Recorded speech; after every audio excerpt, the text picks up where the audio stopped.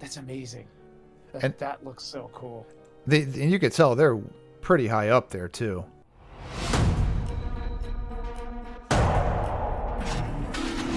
Today we're going to be doing some geography, and we'll be I watching and love it. observing a place called Ha Long Bay. All Ha Long Bay. Oh, right. good. I don't know much about it, so this will be good. This is going to be educational. All right. Ha Long Bay.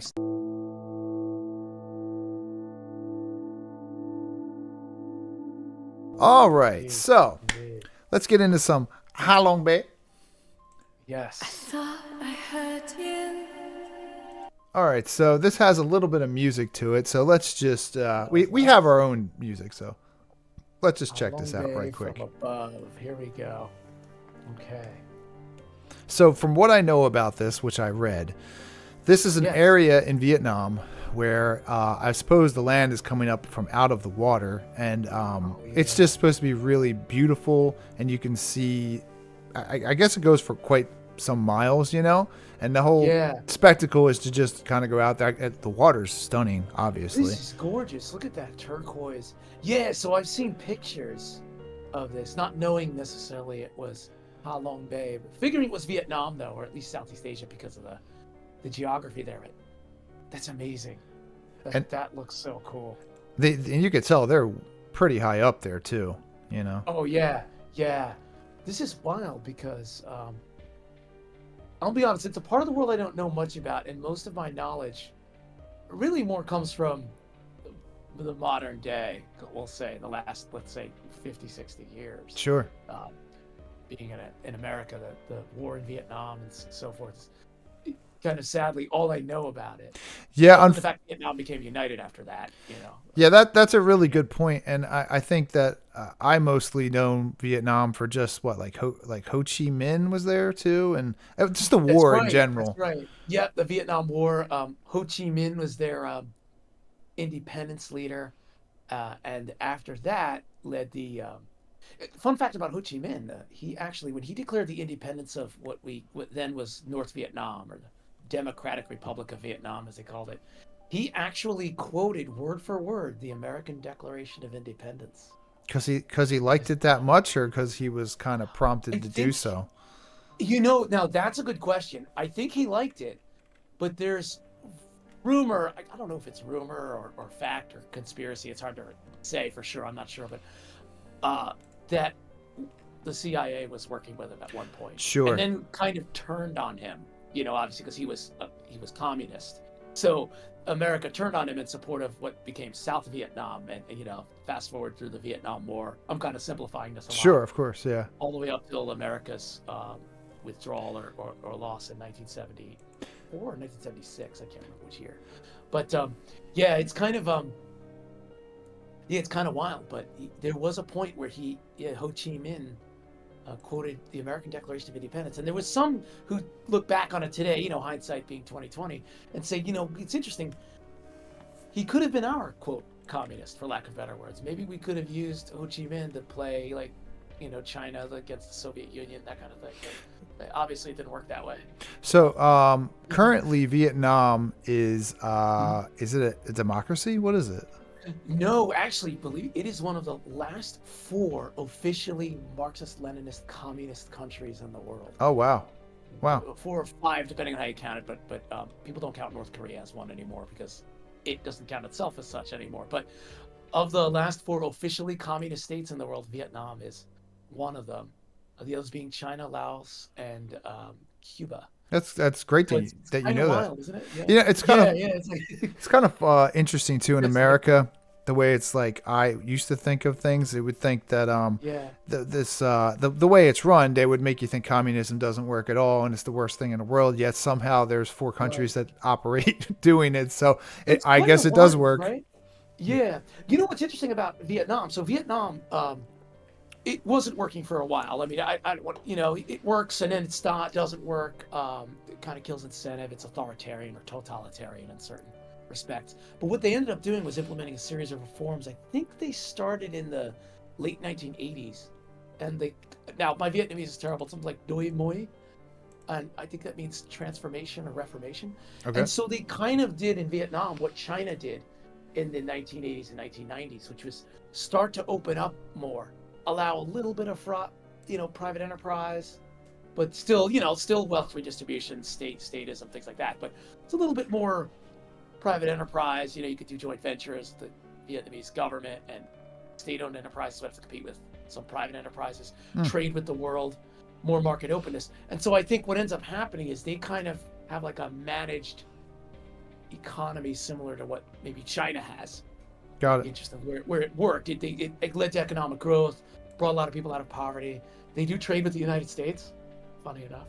Sure. So in a way, like, they're like, it's like state capitalism, I guess, to be kind of. You know quite a bit more about that than I do.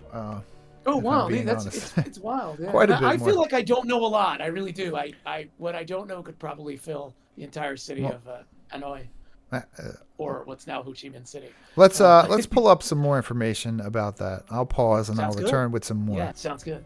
All right, so here we go. We got some historical significance go. of Ha Long Bay. Ha Long Bay has played a strategic role in Vietnam's defense, serving as a site for naval battles.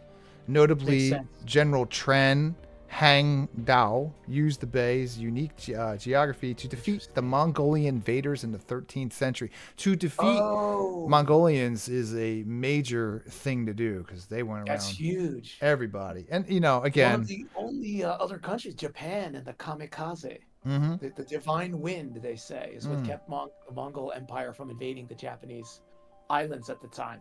So I guess Vietnam's Ha Long Bay is like the equivalent. Yeah, and it's funny. We talked earlier about being an American, having a perspective on Vietnam. I think sometimes in the West we just think that our history is their entire history, and then you're talking about 13th century. They're defeating Mongolians, which is not an easy. Well thing to said. do. That's well said, and it's true. We tend to think, as a 250-year-old country. Oh, it feels like forever, right? Yeah. Really, America is like. I heard it said on another podcast I was listening to. America's like a 9-year-old among nations, right? We're very young as an independent country, really. Some of these places have been around forever, essentially. In some cases, time immemorial. So it's like China, what's become Vietnam, what's become China, what's become Mongolia. It's just so amazing. It is, and I think everything, but there's so much more. It's a good context to observe things in, if you can. Yeah. It just gives you a wider scope. It does. You get more out of it. Yeah. So what else do we have here? We have legends and folklore. Vietnamese legend. Vietnamese legends attribute the creation of Ha Long Bay to dragons sent by the heavens to defend the country. These legends add a rich layer of cultural meaning to the bay's natural beauty.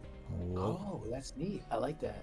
I can see it. I always like legends from other cultures too, because the similarities are always interesting to me. How was this created? And the differences are fascinating because you can see how that culture, I guess, emerged or evolved, how that story, and it just makes sense. Lot of sky people and dragons. Yeah. Yeah, exactly. Right? Yeah. Here but we go. It seems really quite beautiful, actually. Magnificent. I'd love to see that in person. Like so many other places. Man. That's the kind of place where there's a guy, you're like, what do you do for a living? Fisherman. Like, yep. You guys are fishermen around here. It's wild. You'll probably meet this. I mean, maybe I'm stereotyping a bit, but you'll see this simple fisherman. He'll tell you, oh yeah, I've been a fisherman. My father was a fisherman. His father was a fisherman, and so on, all the way back, as far back as he can remember, or beyond. And they seem perhaps a simple life, but a very fulfilled one. Yeah, it's kind of interesting. Sure, it would seem simple, or maybe even lacking by certain standards, and yet that man, his family, he's fulfilled. He probably has, his wife and kids, or he's just very happy in the bay. Probably not the worst thing to see that every day. I mean, it's kind of a cool thing to see. Probably you get used to it just like everything else. But probably do. Yeah, right. It's like it is. I think it's a big tourist spot now. So let's pull up a video of somebody actually walking through Ha Long Bay, and we can see it from a nice human perspective. Yeah. Yeah. Okay, so here's some footage of Ha Long Bay.